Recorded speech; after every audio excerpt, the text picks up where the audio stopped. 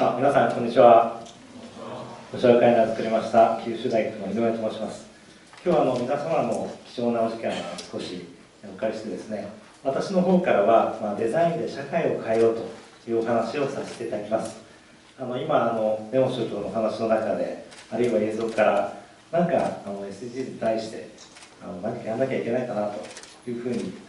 再度私も思い直した限りなんですが、皆様今日 SDGs デザインというフォーラムに来ていただいて、何かやっぱり皆さんもそういう気持ちがお持ちなんじゃないかな、というふうに思いますので、私の方からもですね、デザインという領域で何ができるのかというのをちょっとお話をさせていただきたいと思います。まずちょっと最初に自己紹介なんですが、私の専門はですね、人間中心デザインですね。何のことかよくわからないかもしれないんですが、障害者、高齢者、あるいは途上国の貧困層、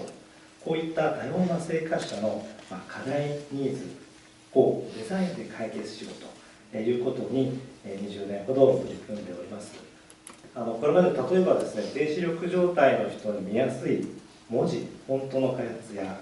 医薬品パッケージデザイン、患者を中心とした病院のデザイン、あるいは入居者に対応した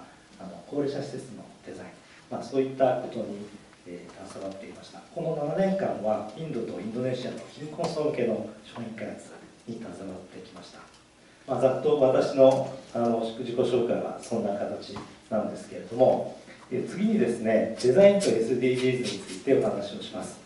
デザインと SDGs どこがどう関係しているのかわからない方、想像もつかない方多いと思います。またですね、貧困の問題、あるいは何でしょう、地球環境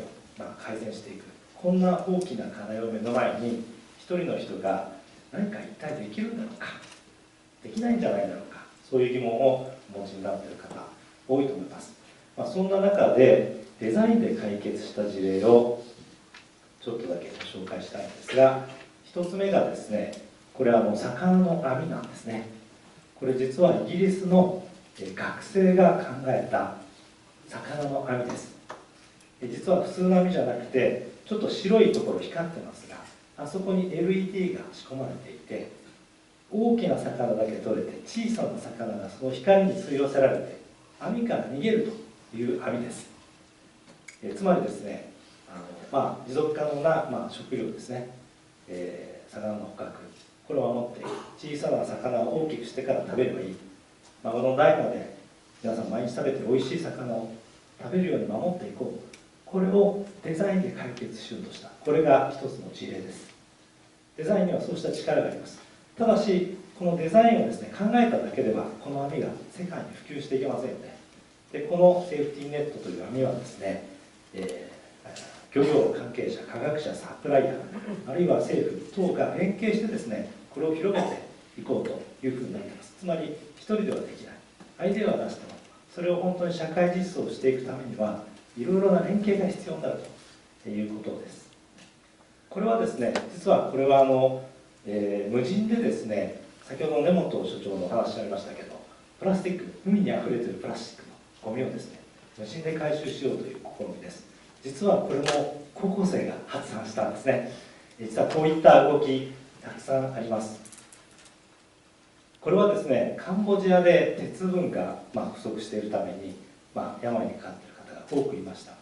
そこである人が考えたのが、彼らはですね、魚を毎晩カンボジアの人ですね、鍋に入れる習慣があったんですよ。だったら鉄の塊を魚の形にしちゃって料理のためにポンポン入れるような、そんな行動変容を促したら彼らの鉄分不足が解消できるんじゃないか、そういうふうに考えた人たちがこれ本当作ったんです。そしたら、その後ですね、鉄分不足が解消されたんですね。これは単にこの鉄を魚の形にしようという、我々デザインアイデアという、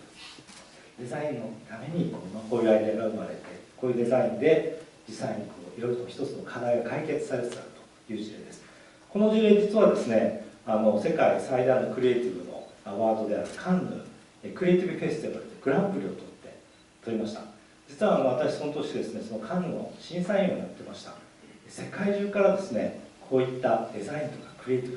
いろんなアイデアが送られてきて、審査員としてそれを選びきれないぐらいたくさんのですね、作品が世界中でから来ました。このようにですね、デザインやクリエイティブで世の中を解決しようみたいな動きはですね、今世界中で起こってきてますね。でそういったことは普通の人にできないことではなくて、誰もが力を合わせてこういうことができていくんじゃないかと。高校生でもアイデアが出せるんですから、皆さんも一人一人でも出せないわけがない、一緒にやりませんかというふうに思うわけです。ちなみにですけども、先月シンガポールに行ってきました。そこで見たのがですね、これヤシの木の表面を加工してプレスして作ったお皿とスプーン、食器ですね。でこれがですね、先ほどプラスチックの話をしました。プラスチックに代わってこういうお皿を使おうじゃないかっていう運動を進めている NGO がいました。このお皿食べたら、ね、土に放り投げてしまえば土に帰るんです。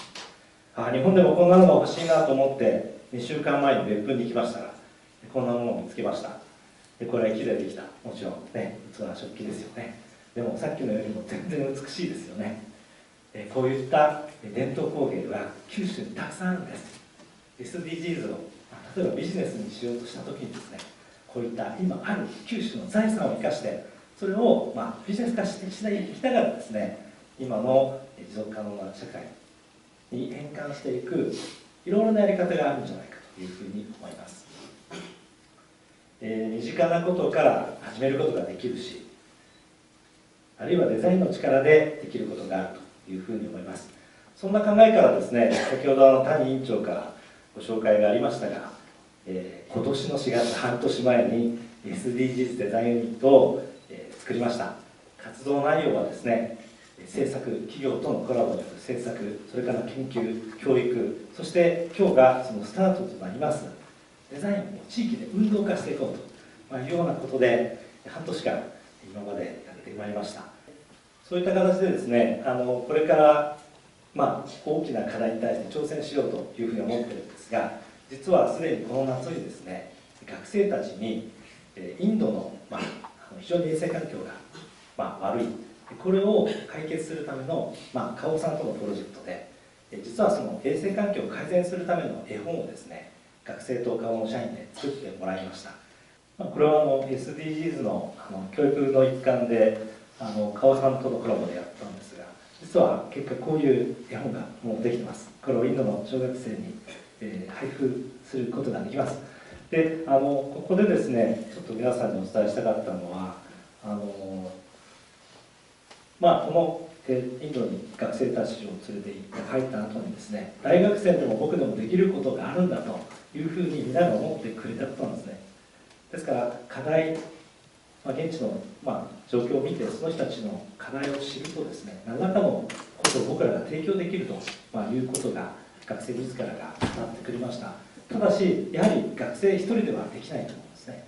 でその時にですね、我々 SDGs ユニット、あるいはそういうことを連携していただくさまざまな今日来ていただく関係者の方々と、こういったことをですね、これまだ正直本当に小さな一歩です。これでインドの全部の環境が変わるとは到底思っておりませんが、その学生が始めた一歩、これをですね、日本にも3本にもされていくような活動を SDGs デザインユニットでは展開をしていきたいと思います。で最後に今日は企業の方たくさんいらっしゃるので、一番関心があることをちょっとだけお話しします。実はこの SDGs、いろんな数字が出てるんですけども、事業規模ですね、ビジネス規模として800兆円ぐらいになるんじゃないかというような試算も出ています。例えばこのキューバなんかはですね、426兆円ということなんですが、やはりですね、この人類の課題なんで、そこで何かを開発して販売することで、これビジネスなの、これ当然だと思うんですね。企業の方はこれビジネスにならないとやっぱりサステナブルに逆にやっていけないと思うので、そういったことはですね、企業だけじゃなくていろいろな連携をしながらですね、これを生み出していくというようなことが必要なんじゃないかと思います。で SDGs の軌道、どういうふうに企業として始めていくか、これもいろんな今いろんな情報流れてるんですけれども、なかなか一社だけではですね、こういうところのノウハウを貯めていく難しいと思うので、これから九州でですね、いろんな関係の中からこういったところもですね、一緒に研究とか実践をしながら進めていけたらというふうに私は思ってます。で最後になりますが、これまで半年やってきて、ちょっと私どもが目標にしていることがあります。これはまだ実現するか分かりません。来年ですね、SDGs デザインの国際エクシビションシンポジウムをやりたいなと思っています。大きくはまずエクシビションです。展示会にいろんな企業、日本の企業、世界の企業からこんなものがあるというのを、展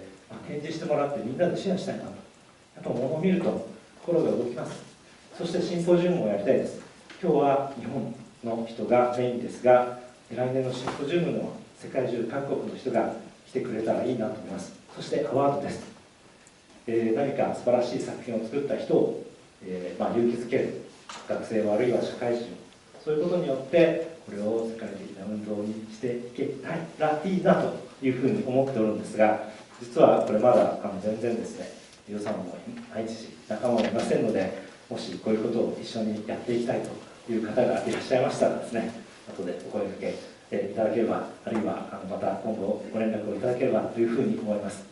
ということで、限られた時間でしたけれども、私の方からのご縁は以上で終わらせていただきます。どうもありがとうございました。